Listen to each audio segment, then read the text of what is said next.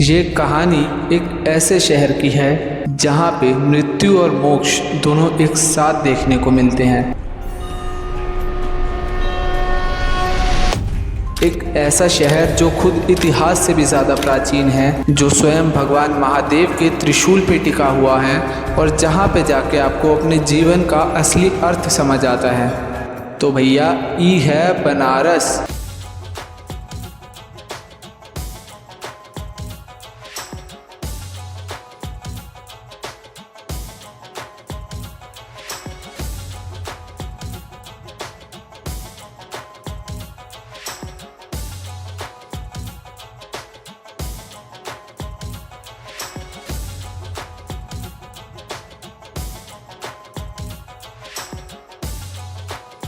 Last 3 time से cancel होने के बाद आज फाइनली हमारी ट्रिप बन गई है। मम्मी एक बार लेटो, शक्ल दिखाओ।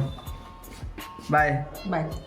बाबा जय श्री राम। सफ़र की हर कहानी एक छोटी सी शुरुआत से लिखी जाती है और हमारी इस कहानी की शुरुआत होती है हमारे घर से, जहाँ से हम सीधा निकल लेते हैं नई दिल्ली रेलवे स्टेशन के लिए। स्टेशन पहुँच के हमने देखा कि वहाँ पे हज़ारों कहानियाँ चल रही थी और उन्हीं कहानियों के बीच हम अपनी ट्रेन काशी विश्वनाथ एक्सप्रेस पकड़ के निकल लेते हैं अपनी मंजिल बनारस के लिए। और शायद ये सफ़र इसलिए भी इतना खास था क्योंकि इसमें हम अपनी लाइफ के पहले ज्योतिर्लिंग के दर्शन भी करने वाले थे।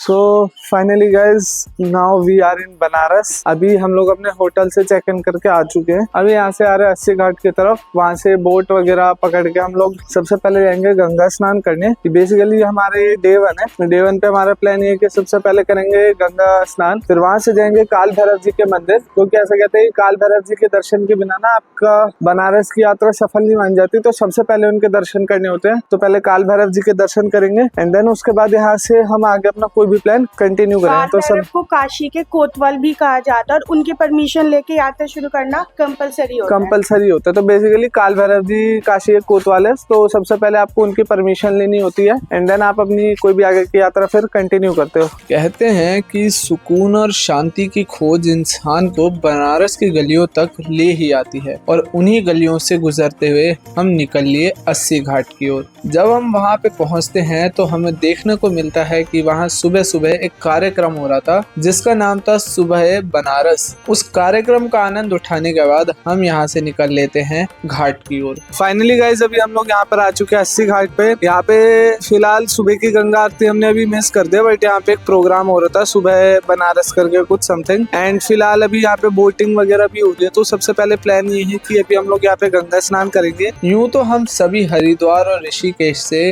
गंगा जल को भर के अपने साथ अपने घरों में लेकर आते हैं, बट बनारस की गंगा जी इन सभी से अलग है, क्योंकि ऐसा कहा जाता है कि बनारस में जन्म मिलना आपका सौभाग्य होता है और जब आप बनारस से गंगा जल अपने साथ घर लेकर आते हैं तो उसके कई सारे सूक्ष्म जीव जो उस जल में मौजूद होते हैं उनका बनारस से रिश्ता छूट जाता है। इसलिए बनारस से गंगा जल को लेके आना एक पाप माना जाता है। इसलिए आज भी बहुत से लोग बनारस से गंगा जल अपने साथ लेकर ही नहीं आते।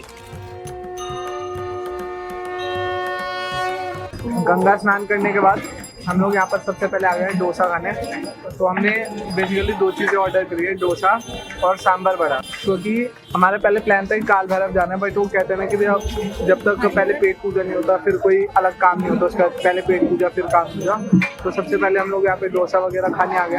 उसके बाद होटल चल के अपना रेडी होंगे दोबारा से और फिर अपना चलेंगे काल भैरव। तो हमने ये ऑर्डर करा था सांभर वड़ा और एक ये अपना डोसे का। ये अराउंड टोटल दोनों चीज़ें हमें 160 की पड़ी है।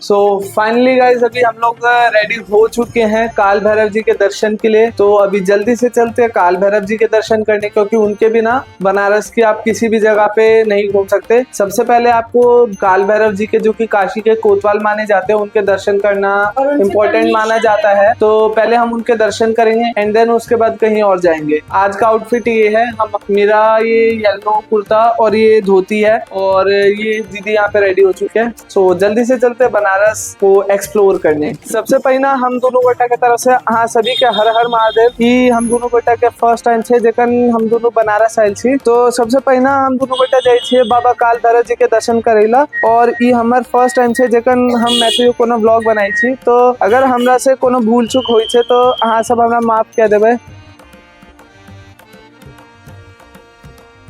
तो finally guys we are at Kaal Bhairav temple. हम लोग काल भैरव जी के मंदिर प्रेमिसेस में आ चुके हैं। यहाँ पे अगर आप लोग सुबह जल्दी आओगे तो आप लोग के लिए बेटर रहेगा, आपको अच्छे से दर्शन होंगे। क्योंकि यहाँ पे आप अभी से देख सकते हो, यहाँ पे इधर ही इतनी दूरी से ही लाइन लगना शुरू हो चुकी है। और तो सबसे पहले हम लोग लाइन में लगेंगे, क्योंकि यहाँ पे यार लाइन बहुत ज्यादा लंबी लगी है। तो आपको दर्शन करने में अभी लगने वाले मिनिमम से 1.5 से 2 घंटा।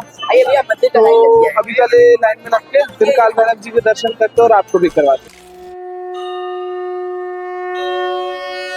काल भैरव, जिन्हें की काशी का कोतवाल भी माना जाता है, जो समय से भी परे हैं और धर्म और न्याय की रक्षा करने वाले देवता माने जाते हैं। काला वर्ण, जटाजूट, गले में मुंडों की माला, हाथ में त्रिशूल और उनका वाहन एक श्वान यानी कि एक कुत्ता। ये सिर्फ डर का रूप ही नहीं बल्कि अहंकार को तोड़ने वाली एक शक्ति भी है। कथा के अनुसार जब ब्रह्मा जी और विष्णु जी में इस बात को लेकर बहस छिड़ गई कि दोनों में से सर्वश्रेष्ठ कौन है, तब ठीक उसी स्थान पे जहाँ ब्रह्मा जी और विष्णु जी उपस्थित थे, वहाँ पे भगवान शिव एक अग्नि स्तंभ के रूप में प्रकट हुए। तब ये तय हुआ कि दोनों में से जो भी इस स्तंभ का आखिरी छोर ढूंढ लेगा वही सर्वश्रेष्ठ कहलाएगा। तब ब्रह्मा जी और विष्णु जी दोनों इस स्तंभ के आखिरी छोर की खोज में निकल गए, लेकिन विष्णु जी को इस स्तंभ का आखिरी छोर नहीं मिल पाया और ना ही ब्रह्मा जी को। परंतु विष्णु जी ने अपनी हार स्वीकार कर ली और ब्रह्मा जी ने ये झूठ कहा कि उन्हें इस स्तंभ का आखिरी छोर मिल गया है। तभी भगवान शिव को ये देखकर बहुत ही ज्यादा क्रोध आ गया और ठीक उसी समय भगवान शिव के क्रोध से उत्पन्न हुए काल भैरव। भैरव ने बिना किसी संकोच के ब्रह्मा जी के 5वें शीश को उनके धड़ से अलग कर दिया, लेकिन इस पाप के कारण भैरव को लगा ब्रह्म हत्या का दोष। तभी शुरू हुई उनके तपस्या की कहानी। वे एक भिक्षुक बन के ब्रह्मांड के हर कोने में घूमते रहे और आखिरकार जब वह काशी की नगरी में आए तो उनके सारे पाप धुल गए और उन्हें वहां आके उनके सभी पापों से मुक्ति मिली।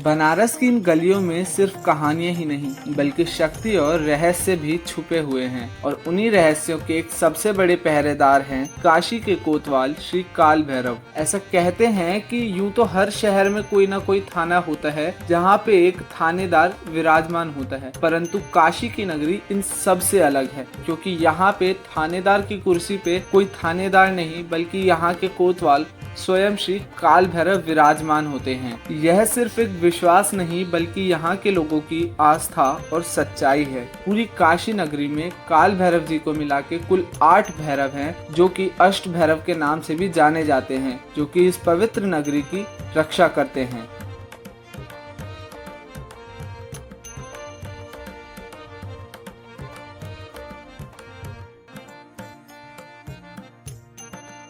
सो फाइनली गाइस अभी हम लोग काल भैरव जी के दर्शन करके आ चुके हैं, और दर्शन के बाद हमने थोड़ी सी शॉपिंग करी थी मम्मी के लिए, जिसमें हम लोगों ने बनारसी साड़ी मम्मी के लिए परचेज करी थी। और भाई सीरियसली बहुत ज्यादा सुंदर साड़ी है। बाकी बनारस आके आप लोगों ने अगर ये चीज ट्राई नहीं करी तो भाई चलो आपका बनारस आना बेस्ट है। मैं आपको एक बार दिखाता हूँ, ये है मलइयो, इसे कहता है बनारस की जान। तो भाई सबसे टेस्टी चीज यहाँ की है, सीरियसली वर्थ इट है। 50 रुपए एक कप का आपको मिलता है। तो बनारस आओ तो ये चीज जरूर से आप ट्राई करना।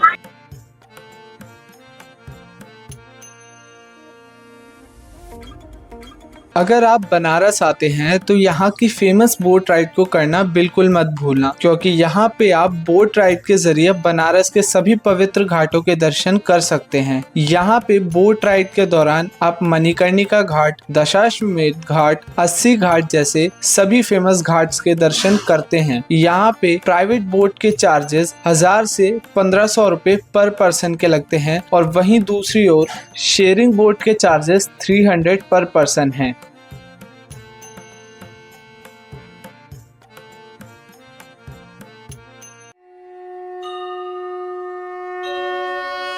तो भैया अगर आप शाम के टाइम पे बनारस आ रहे हो तो आप ई रिक्शा से जरूर घूमना, ई रिक्शा या कोई पैदल रिक्शा आप ले लो।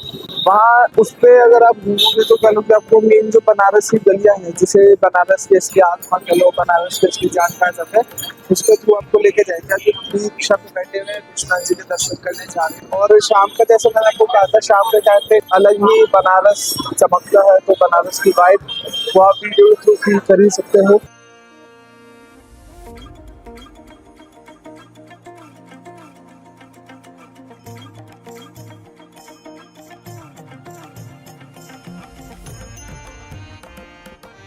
तो यार अभी काशी विश्वनाथ जी जो है वो कह लो कि हम दोनों की ही लाइफ के कह लो फर्स्ट ज्योतिर्लिंग है। तो ये हमारे फर्स्ट ज्योतिर्लिंग के दर्शन आज कंप्लीट हो जाएंगे विश्वनाथ बाबा के दर्शन से। और हमारी ये 12 ज्योतिर्लिंग की यात्रा की भी कह लो शुरुआत है। और ऐसा कहा जाता है कि जितने भी शिव भक्त हैं उन्हें अपनी लाइफ में पंच केदार, पंच कैलाश और 12 ज्योतिर्लिंग ये सारी जगह कवर करनी चाहिए। ऐसा कोई कंपलसरी नहीं है, बट अगर आप करते हो तो आपके लिए काफी अच्छा रहता है। ये बेसिकली शिव भक्त का सबका माना जाता है। तो टोटल ऐसे 12 ज्योतिर्लिंग है, जिनमें से ये हमारा फर्स्ट ज्योतिर्लिंग है हमारी लाइफ का, कभी हम दर्शन करने आ रहे हैं। बाकी अभी आप शाम के टाइम पे एक चीज और देख सकते हो कि पूरा बनारस में से शाम के टाइम पे एक अलग ही वाइब निकल के आ रही है। पूरी ऐसे लाइट वगैरह जगी है। तो बाकी मंदिर के अंदर तो फोन ले जाने ये सब अलाउड नहीं है। मंदिर परिसर में शायद वो भी होगा, अगर अलाउड हो तो मैं आपको चल के जरूर दिखाऊंगा।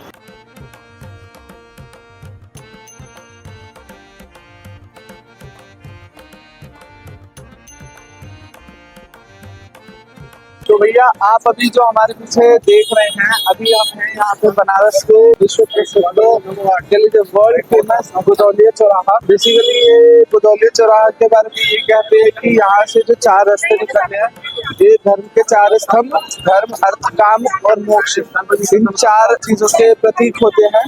तो यहाँ से आप अगर होते यहाँ से मतलब कह लीजिए कि वॉकिंग डिस्टेंस पे है विश्वनाथ मंदिर। तो अभी बाकी कह लीजिए कि अगर आप बनारस आ रहे हो तो एक बार गोदौलिया चौराहा आपका आना बनता है, क्योंकि कह लो कि बहुत ज्यादा फेमस जगह है बनारस की। शॉपिंग वाइज भी काफी कह लो कि अगर आपको शॉपिंग करना है बनारस में तो आप यहाँ पे आके शॉपिंग भी काफी सारी कर सकते हो।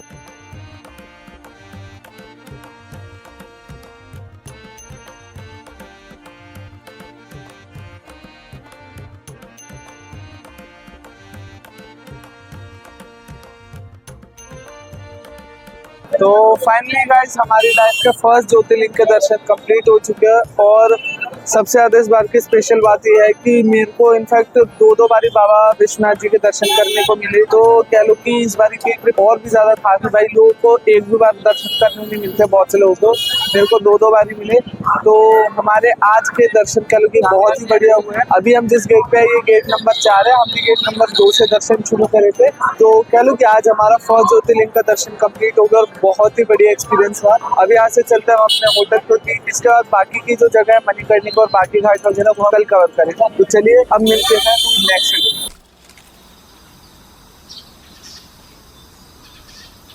तो भैया डे 1 पे काल भैरव जी के दर्शन, बनारस की बोट राइड, घाटों के दर्शन और थोड़ा बहुत फूड वॉक करने और विश्वनाथ जी के दर्शन के पश्चात हम डे 2 पे फिर से निकल गए बनारस को एक्सप्लोर करने। कहा जाता है कि अगर आप बनारस आते हो और यहाँ की गलियों में नहीं घूमते तो आपका बनारस आना और ना आना लगभग एक बराबर माना जाता है, क्योंकि बनारस की गलियाँ आज भी आपको आधुनिकता के इस युग में प्राचीनता का अनुभव कराती है। और ऐसा माना जाता है कि बनारस की गलियों की जो वॉल पेंटिंग्स है वो आज भी आपको अपनी ओर आकर्षित करती हैं। इसलिए बनारस आइए तो यहाँ की गलियों में ज़रूर घूमना, क्योंकि यहाँ की गलियों में घूमने से आपको एक अलग ही आनंद की अनुभूति होती है।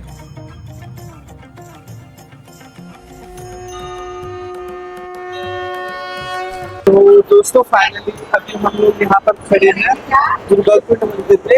ये आप मंदिर देख सकते हो कि ये जैसे जो पूरा लाल पत्थरों से बना हुआ मंदिर है, जो संकट मोचन मंदिर है, उस मंदिर से जैसे थोड़ी देर पहले पड़ता है। मैं इसके आपको कुछ शॉर्ट्स दिखा दूंगा। बाकी मंदिर के अंदर फोन ले जाना अलाउड नहीं, तो मंदिर के अंदर के आपको दर्शन नहीं करा पाऊंगा।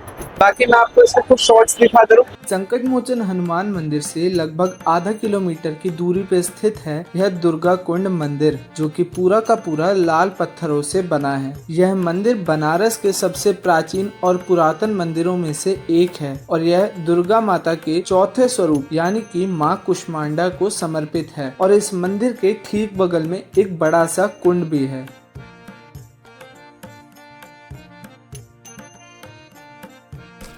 तो ये है बनारस के सभी 84 घाटों में से one of the most famous ghat, Bundi Parkota Ghat. इस घाट का मेन अट्रैक्शन है यहाँ के वॉल्स पे बनी हुई ब्यूटीफुल पेंटिंग्स, जो कि आज भी बहुत से टूरिस्ट को अपनी ओर अट्रैक्ट करती है। और ये बनारस के लिए फ़ोटो शूट का one of the best location है, जो कि आपको पूरे बनारस में मिलने वाला है।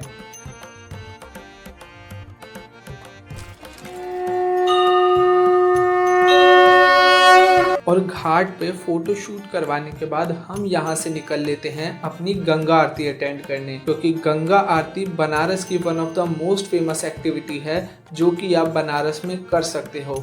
और यहाँ की गंगा आरती इतनी ज़्यादा फेमस है कि इसे अटेंड करने के लिए फॉरेन से भी बहुत से टूरिस्ट यहाँ पे आते हैं। और अगर आप चाहते हैं कि आपको गंगा आरती में फ्रंट की सीट मिले, तो आपको यहाँ पे 4 बजे से ही लाइन में बैठना पड़ेगा, तभी आपको जाके एक अच्छा स्पॉट मिल पाएगा गंगा आरती में दर्शन के लिए।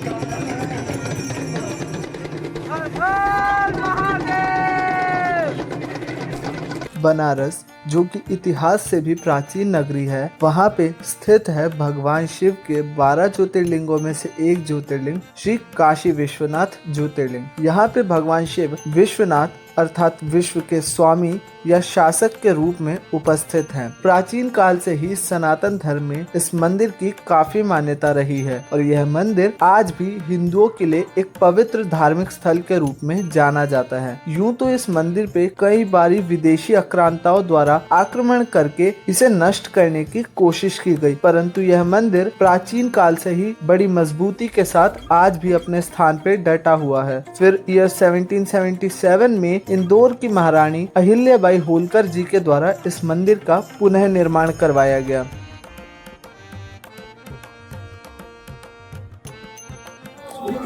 तो गाइस फाइनली अभी हमारे काशी के कॉरिडोर के भी दर्शन हो चुके हैं।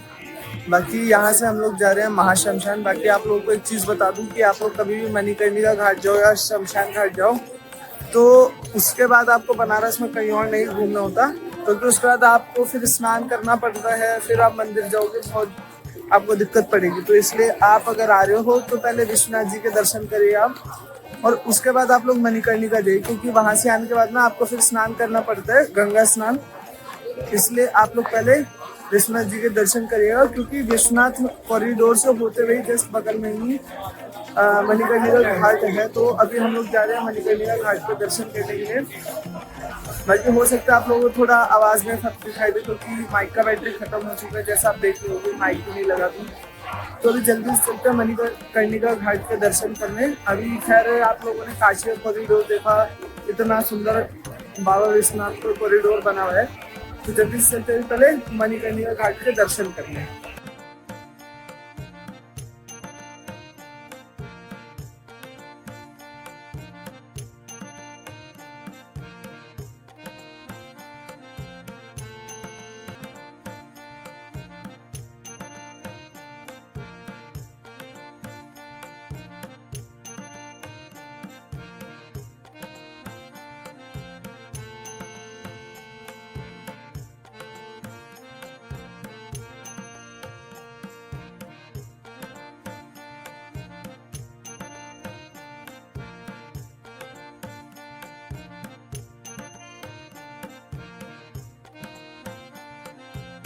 तो और भाई लोग क्या हालचाल। आई होप कि आप सब बढ़िया होगे, आगे भी बढ़िया रहना। आई होप कि आपको आज का हमारे ये बनारस का जो पूरा व्लॉग है, पूरे डॉक्यूमेंट्री व्लॉग आपको ये पसंद आया होगा। इस बारी व्लॉग में मैंने कुछ डिफरेंट करने का ट्राई करा था। इस बारी मैंने थोड़ी सी स्टोरी टेलिंग, थोड़ी सी हिस्ट्री वाला पर्सपेक्टिव ऐड करा है व्लॉग में। तो वो ज़रूर से बताना कमेंट करके कि आपको वो चीज़ कैसी लगी देखने के लिए, मतलब व्लॉग में। और आपको पूरे व्लॉग का सबसे बेस्ट पार्ट कौन सा था, और हमारी व्लॉग में कौन सी ऐसी मिस्टेक्स थी जो हमें नेक्स्ट व्लॉग में इम्प्रूव करनी चाहिए, वो सब कमेंट करना। बाकी अगर आपको व्लॉग पसंद आए तो लाइक, शेयर, सब्सक्राइब ये सब भी ज़रूर से कर देना। और एक अनाउंसमेंट और है, रिसेंटली अभी हमने इंस्टाग्राम पे अपनी एक आईडी बनाई है एडवेंचर विद आरी करके, जो कि अभी नई आईडी है और आप लोगों का सपोर्ट चाहिए उस पर रिसेंटली हमने एक ट्रैवल सीरीज शुरू करी है 30 डेज 30 जेम्स ऑफ दिल्ली करके, जहाँ पे हम दिल्ली से रिलेटेड फेमस प्लेसेस कवर करेंगे। तो वो सीरीज भी अभी हमारी शुरू है, अभी मतलब और कंटिन्यू करने वाले हैं। बीच में तो खैर बनारस चले गए थे, दोबारा से कंटिन्यू होगी। और उस पर आपको और भी ट्रैवल रिलेटेड कंटेंट, और भी ऐसा कंटेंट जो आपको हमारे यूट्यूब पे देखने को नहीं मिलेगा, वहाँ इंस्टा पे देखने को मिल सकता है। तो ज़रूर से हमारी उस आईडी को भी फॉलो कर लेना, उसका लिंक मैं भी डिस्क्रिप्शन में डाल दूंगा। बाकी मिलते हैं नेक्स्ट व्लॉग में, तब तक के लिए हर हर महादेव।